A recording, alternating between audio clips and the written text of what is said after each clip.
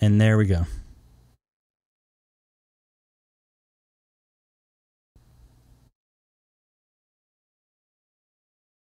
Just be careful with those ribbon cables that they don't break.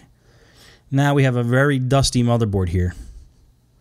First thing I'm going to do is take it outside, blow it off with some compressed air. I'll be right back.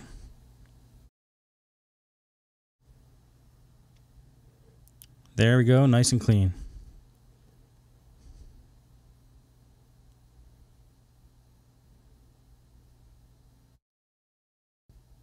I'm also going to take a paintbrush here and just get any of the residual dust off. Always take the opportunity when you have these laptops apart to dust them out.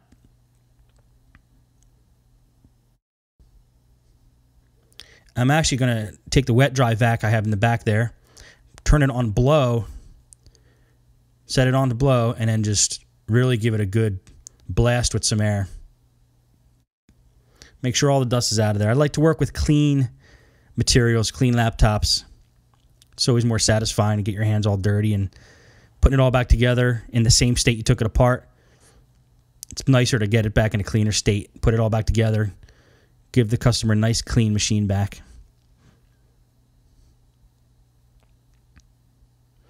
I use like a $25 Stinger wet dry vac from Home Depot.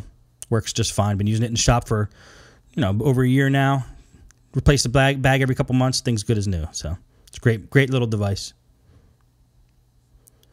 Okay, now I'm going to take a look here, see exactly what's going on. There's the power jack.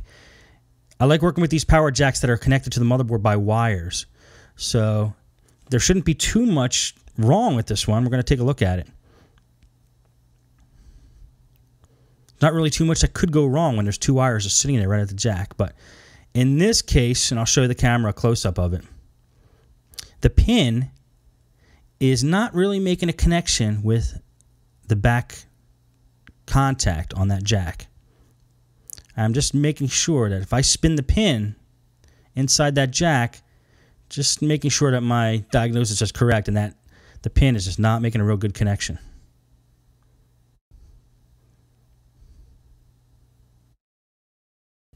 Going to take the soldering iron now, get it heated up.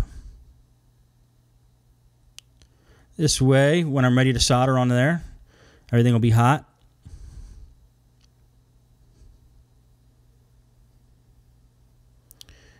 Okay, there's the jack and the tip.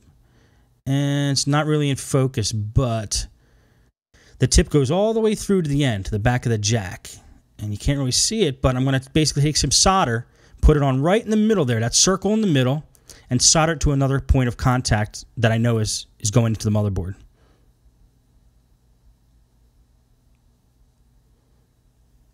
Just inspecting it, I want to make sure that my diagnosis is correct, and then we'll start soldering. Now that wire from the end of the jack, as you see, it goes down where the CPU fan is through to the bottom of the motherboard, and it connects to the motherboard with a plastic connector. Just want to make sure that connector's tight. That's what I did with the screwdriver just there. That connector's tight on the motherboard. So the only place it could possibly be a problem is at the end of the jack, right at that circle on the tip of the jack. So now I'm taking a file and I'm going to scuff up the points where I'm going to be soldering on. Because if I leave it the way it is, solder might not stick that good, and I could have the same problem again. So I'm just taking a file and scuffing up the areas where I'm going to be putting solder.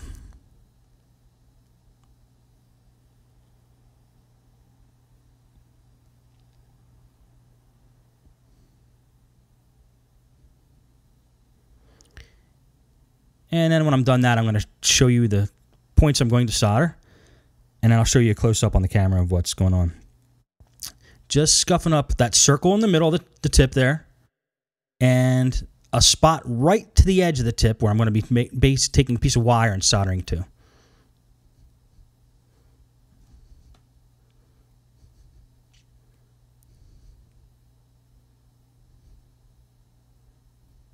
Just want to make sure that that tip is spinning freely in there. Because if it's spinning freely, then I know that that's the problem. It seems a bit odd, actually, that tip's not making a connector with the back of that jack, but, things build up in the laptop there, dust, and the metal gets a film of something on it, and it causes it to not make a connection. So I'm just going to make a hard solder point right to it. This will all kind of make more sense as you see what I do with the solder. Right now I'm just cutting a little piece of wire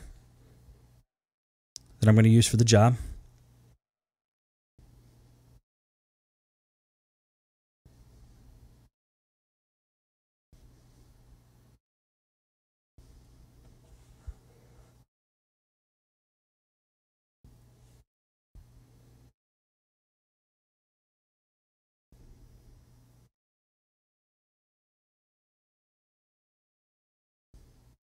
Going to get my helping hand. Used to be helping hands, but one of the alligator clips fell off. Helping hands are an extra set of hands, basically, that you can put stuff on while you're working with solder and wire. For some reason, this camera doesn't want to focus. I'm sorry about that.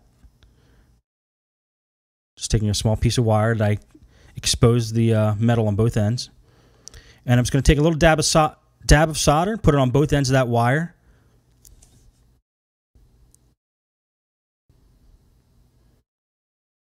There's a radio stack solder I use.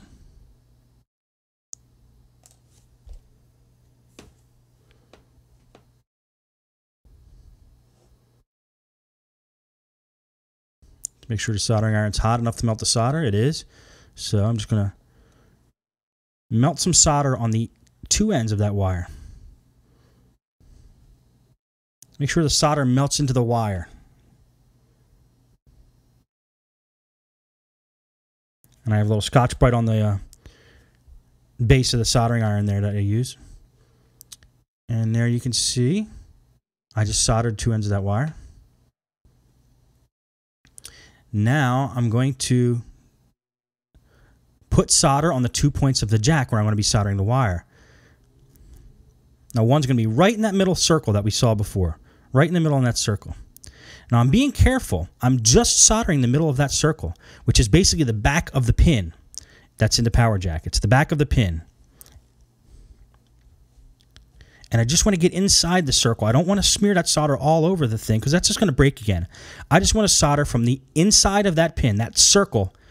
From there, one side of the wire goes, and then attach the other side of the wire to another point on the back of that jack that has a solid connection. I'll show you. Take the wire, one end, and just solder it into that middle circle that I showed you earlier, right in the middle of the pin there.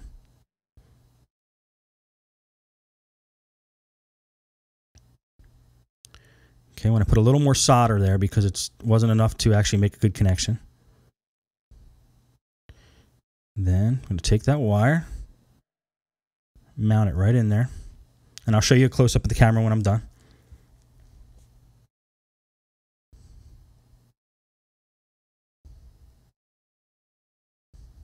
Then to give it a little tug, make sure that it's solid because you don't want that to come off. And that wire, was it solid? Yes, it was. And so you'll see I just soldered in the middle circle there. One end of the wire.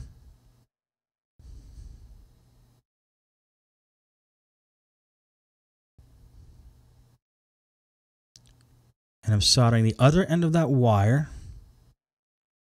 to another point on the back of that jack. I'll show you in a second.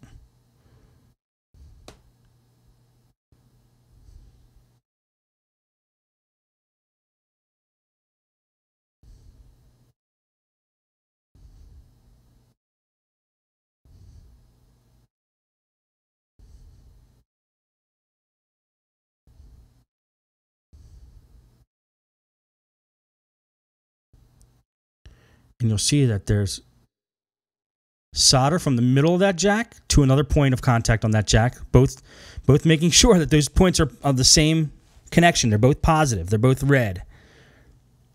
We don't even have to mess with the ground connection, just the red connection. So basically what I did was I soldered from the end of the pin, that's on the inside of that jack, I soldered from the end of that pin